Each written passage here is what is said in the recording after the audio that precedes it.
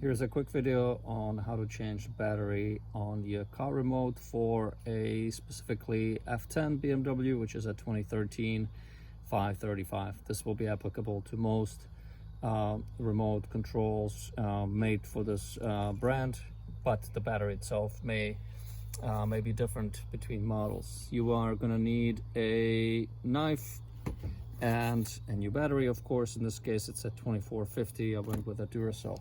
First thing to do is you depress this little button here and the key pops out like so, and then you're gonna put the key in this opening and push down and wiggle it a little bit, and the cover already popped on one side but not on the other. There it is. The cover will pop out and the battery is revealed. It's pretty simple to then just pop it out like so. Replace it with a fresh new battery, depress, and